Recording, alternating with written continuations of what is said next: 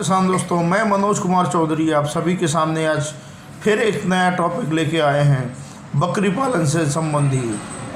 सभी जगह बहुत सारे जो हमारे व्यूअर्स हैं उनका एक क्वेश्चन था, क्या बकरी पालन में पंजीयन कराना अनिवार्य है। इनका ये मतलब लगभग हर 10 में से 2 फार्मर का यही एक क्वेश्चन था कि बकरी पालन करना है तो क्या हमें इसका रजिस्ट्रेशन कराना चाहिए, अगर कराना चाहिए तो क्यों कराना चाहिए, या अगर हमें इसका बिगर रजिस्ट्रेशन कराए चला सकते हैं तो उसमें क्या समस्या आ सकती हैं।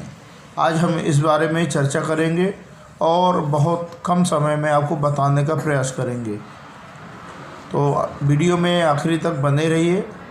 हो सकता है हमारा वीडियो आपको कुछ नए फार्मरों को बोरिंग भी लगता होगा, क्योंकि हम बहुत सारा एंटरटेनमेंट नहीं करते, हम काम की बात करते हैं। आइए वीडियो में और आपको बता दें, बकरी पालन अगर हमें स्टार्टअप करना है या हमने कर रखा है तो बकरी पालन का जो पंजीकरण हमें इसलिए कराना चाहिए कि शासन द्वारा जो बहुत सारी स्कीमें चलाई जाती हैं उनका हमें लाभ भविष्य में मिल सके।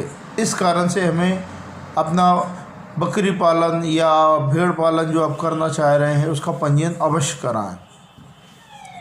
बकरी पालन या भेड़ पालन का पंजीयन कराने के क्या क्या फ़ायदे हैं और नहीं कराने के क्या नुकसान हैं, और अगर हम बकरी पालन का पंजीयन कराते हैं तो कहाँ से होगा, उसकी क्या विधि है और उसमें हमें कौन कौन से पेपर लगेंगे, साथ में हम पंजीयन किस बात का कराएंगे, क्या हमें पंजीयन में कौन सा सर्टिफिकेट मिलेगा या उसका पंजीकरण हमें मिलेगा।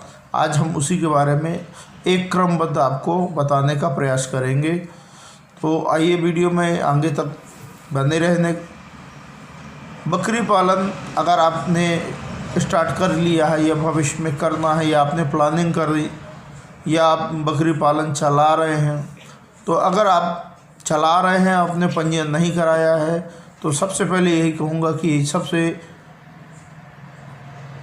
अनिवार्य ये है कि आप अपने यहाँ जिस भी नाम से आप चालू किए हैं अपना फार्म या करने का विचार है उसका पंजीकरण अवश्य कराएं। पंजीकरण कराने की विधि बहुत जगह ऑनलाइन हो गई है, आप ऑनलाइन के माध्यम से करा सकते हैं किसी भी पोर्टल में जाके। जैसे मैं एमपी से हूँ तो हमारे यहाँ एमपी पोर्टल चलता है, यूपी में यूपी पोर्टल चलता है, महाराष्ट्र में महाराष्ट्र पोर्टल चलता है। तो आपका जो क्षेत्रीय पोर्टल है जो स्टेट गवर्नमेंट का, आपको उस पोर्टल के माध्यम से आप अपने फर्म का पंजीयन करा लें। अब रही बात पंजीयन में लगने वाले पेपर जो आपको लगेंगे, और पंजीयन किसका होगा। पंजीयन आपका होगा पहला उद्योग आधार का, जो सबसे पहले आपका होता है उद्योग आधार का। उद्योग आधार को SMESE बोलते हैं, जो आपका रजिस्ट्रेशन एक तरह से प्राथमिक पंजीयन लाइसेंस कहलाता है। दूसरा, जब आपका उद्योग आधार हो जाएगा तो एक होता है श्रम विभाग का, जिसे हम लेबर एक्ट भी बोलते हैं, दूसरी भाषा में गुमास्ता भी बोलते हैं।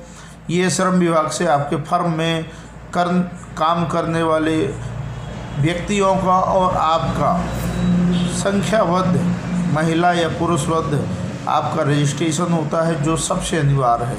ये 2 प्रकार के पंजीयन आपको कराने अनिवार्य हैं। साथ में जब आपका पंजीयन हो जाएगा तो आपको किसी भी जो आपके बैंक में लेन देन चलता है वहाँ आपका करंट खाता अकाउंट खुलाना पड़ेगा, जिसके माध्यम से आपको अपना लेन देन चालू रखना है। अब हम चलते हैं कि पंजीयन में कौन कौन से पेपर आपको लगेंगे। पहला पेपर आपको जो स्वयं का आधार कार्ड है वो लगेगा। दूसरा, आपको जो वोटर ID आपका, जो हम मतदाता पर्ची मतदाता ID बोलते हैं। तीसरा, आपका राशन कार्ड, जिस भी आप स्टेट से, ज़िला से, तालुका से, पंचायत या नगर निगम जहाँ से भी आप संबंध रखते हैं वहाँ का राशन कार्ड, दूसरा पैन कार्ड आपका अगर है तो वो बहुत अच्छी बात है, क्योंकि उससे आपको परेशानियों का सामना कम करना पड़ेगा और जल्दी हो जाएगा। पाँचवा आपका जो एनओसी लगता है, एनओसी किस बात का, अगर आप पंचायत से हैं तो पंचायत का अनापत्ति प्रमाण पत्र, नगर पंचायत है तो नगर पंचायत का, नगर पालिका है तो नगर पालिका। इन एनओसी होने के बाद ही आपका बाकी जो उद्योग आधार है श्रम विभाग में, इनमें पंजीयन होता है। ये पंजीयन कराने से जो आपके शासन के द्वारा स्कीम में चलाई जाती हैं, लोन प्रोवाइड कराए जाते हैं, प्रशिक्षण प्रोवाइड कराए जाते हैं, या जो अन्य भी आपका स्कीम में का लाभ लेना है, तो इन सारे पेपरों के माध्यम से, इन पंजीयन के माध्यम से आपको उस स्कीम का लाभ मिल सकता है। दूसरा, आपका ये होने से आपका फर्म वैध माना जाता है। आप जो भी बिजनेस करते हैं वो आपका वैध होता है। आपको यहाँ बता दूँ, आपको बकरी पालन में या भेड़ पालन में, ये कृषि के अंतर्गत आता है। इसमें आपको शासन को जो चलता है जीएसटी का पंजीयन आपको करवाना अनिवार्य नहीं है, इसलिए क्योंकि ये कृषि संबंधी व्यवसाय माना गया है। तो भारत सरकार ने आपको इस व्यवसाय को, जो बकरी पालन है, भेड़ पालन है, मत्स्य पालन है, डेयरी फार्मिंग है, ये सब को जीएसटी से अलग रखा है। तो आपको सबसे अच्छा लाभ ये है कि इसका कितना भी व्यवसाय कितना भी बड़ा या छोटा करें, आपको जीएसटी का पंजीयन नहीं कराना होगा और आपको जीएसटी भी नहीं भरना होगा। तो आपके ये फ़ायदे रहेंगे। भविष्य में आपके स्टेट गवर्नमेंट में बहुत सारे स्कीमें निकालते हैं, उनमें काम आपके ये पंजीयन आएंगे।